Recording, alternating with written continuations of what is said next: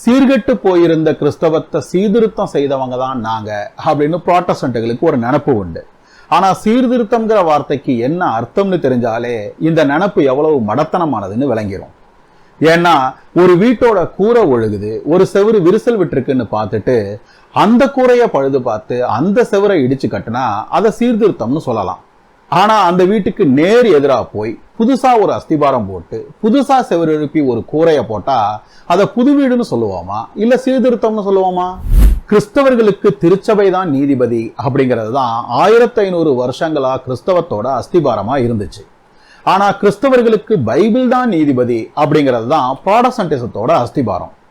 ஏற்கனவே இருந்த வீட்டுக்கு எதிர் திசையில போய் ஒரு புது அஸ்திபாரத்தை போட்டு புதுசா ஒரு வீட்டையும் கட்டிட்டு நாங்க வாழ்ந்த அதே வீட்டை சீர்திருத்தம் தான் செய்தோம் அப்படின்னு சொல்றவங்களை பைத்தியங்கள்னு சொல்றதா இல்ல அயோக்கியனுங்கன்னு சொல்றதா? இதுல ஒரு சுவாரஸ்யம் என்னன்னா, நாங்க செஞ்சது சீர்திருத்தம் தான் அப்படின்னு புராட்டஸ்டன்ட்கள் மட்டும் நினைச்சுக்கல.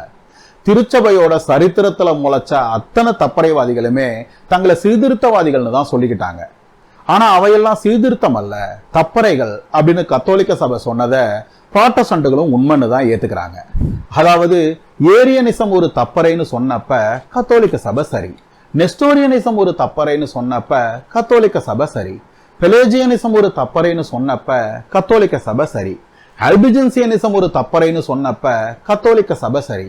அவ்வளவு ஏன் புராட்டஸ்டன்ட் கிளர்ச்சிக்கு பின்னாடி வந்த மோர்மனிசம் ஒரு தப்பறைன்னு சொன்னப்ப கூட கத்தோலிக்க சபை சரிதான்.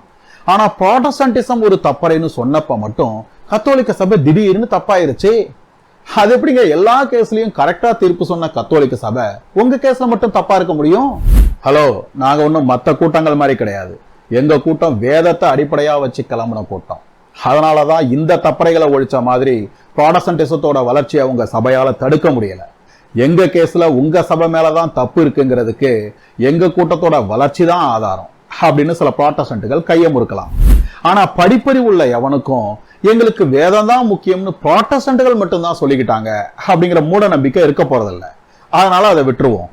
ஆனா கத்தோலிக்க சபை மேலதான் தப்புங்கிறதுக்கு எங்க கூட்டத்தோட வளர்ச்சி தான் ஆதாரம்னு சொல்றாங்கல்ல, இவங்க கிட்ட எனக்கு ஒரு கேள்வி இருக்கு.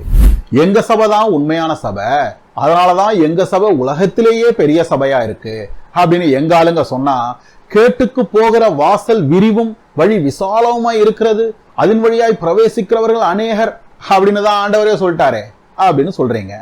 ஆனா உங்க சபை தான் உண்மையான சபைங்கிறதுக்கு என்ன ஆதாரம்னு கேட்டா எங்க சபையோட வளர்ச்சி தான் ஆதாரம் அப்படின்னு சொல்றீங்களே, உங்களுக்கு எல்லாம் ஏதாவது இருக்கா?